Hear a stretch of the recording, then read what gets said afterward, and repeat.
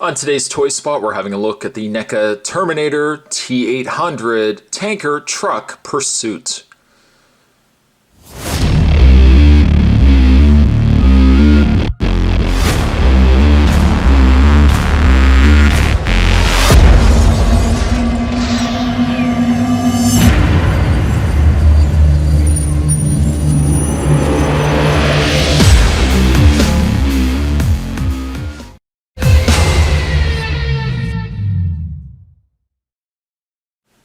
This comes to us from the Terminator 1 series of figures.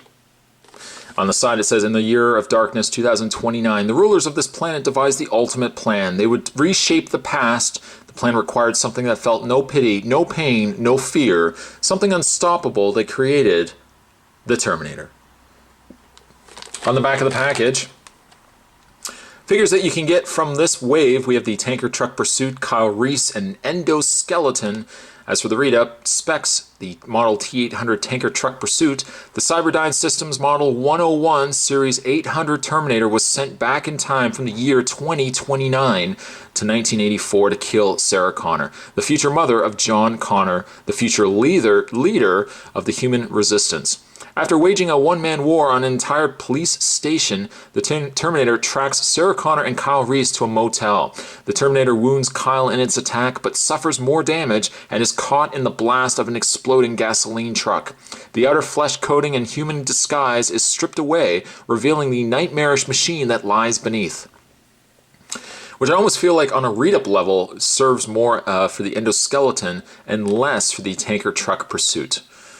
Pretty much up to the point that it's caught in the blast of the exploding gasoline truck all makes sense to this character. The rest of it kind of makes more sense to the character down below, the Endoskeleton.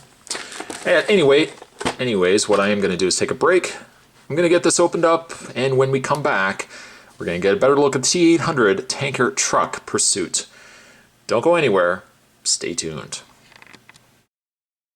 I find, unfortunately, with this particular figure, I feel like I'm getting more of the same. And that's the problem with some of these figures, is because they are reusing existing molds, that is essentially what we're getting, just more of the same. Taking case this figure right here now, I don't have the Police City Precinct Assault Terminator that I can use the comparison. He's packed away somewhere. But essentially what you're getting here is the exact same figure as the Police City Assault, or Police Precinct Assault. Where you will get the difference, though, is with the alternate head here. The head is actually the head that he's packaged with, and this is a really neat looking head. You probably have had a dozen Arnolds over the course of the Terminator and Terminator 2 figure lines. I think this one looks really solid as a whole. He's done well.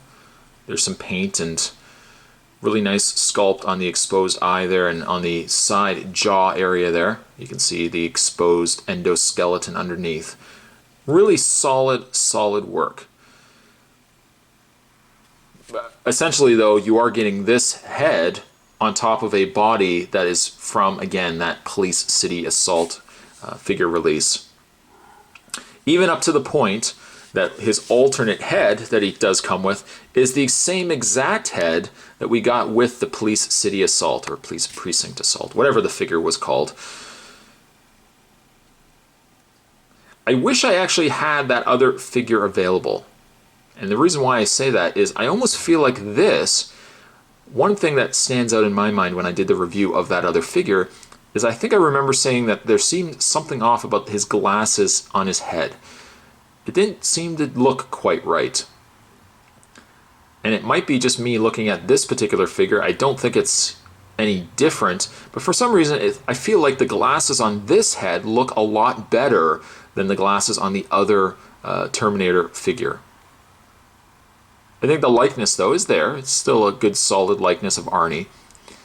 But unless you already have that particular figure, maybe if you don't, this would be a good pickup to have and to use this head.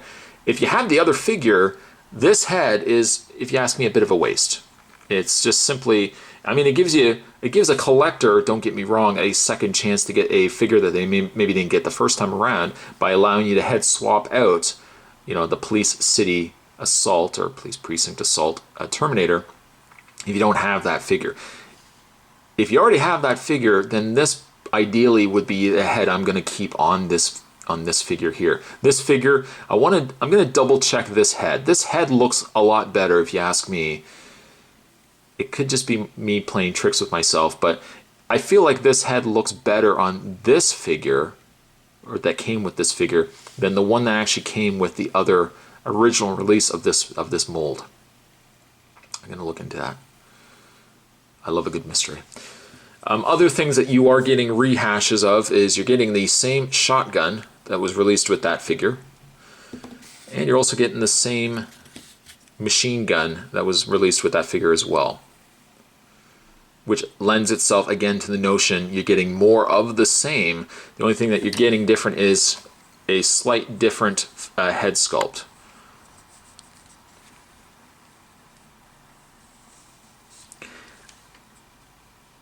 I want to say that this is a really good figure. And, you know, looking at it, it definitely looks like a good, solid figure.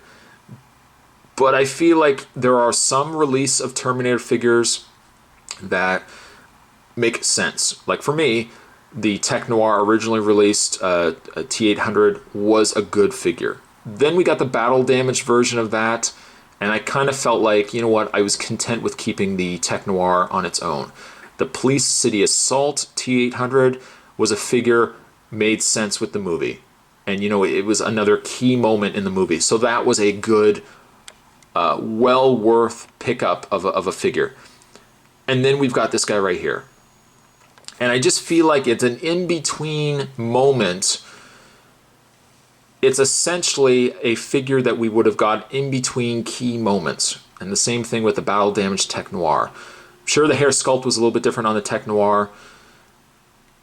I mean, this could likely be just a retool of that head. But between, if you ask me, the Tech Noir, which was a must pick up, the Police City Assault T-800, which was a good pickup, and then the endoskeleton final version of this character, I feel like this figure is almost not even necessary. Now, that having been saying that all that, I still think this is a good figure. I don't know if it's just a necessary figure. I take nothing away from the sculpt and overall execution of the figure. I think it's done really, really well, but I just feel like it's more of, again, more of the same.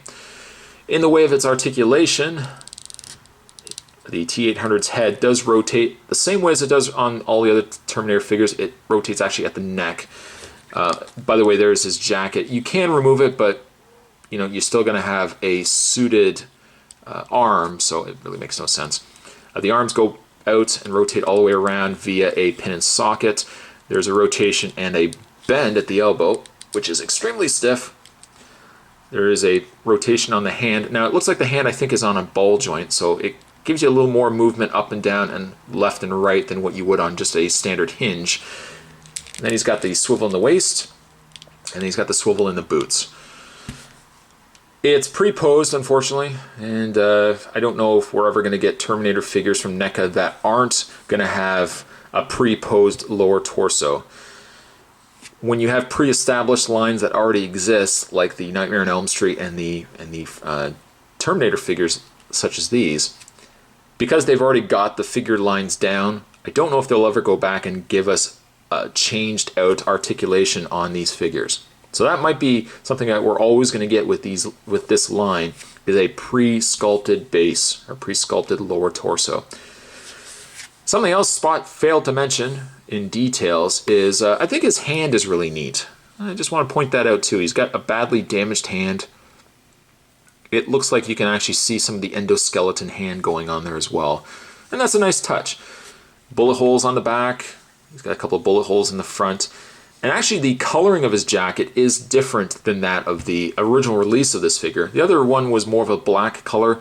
This looks like it's got a little more of a green, and that may stem from just a little bit of weathering, maybe the fact that it's gotten wet.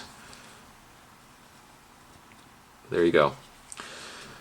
Overall, it's a good figure,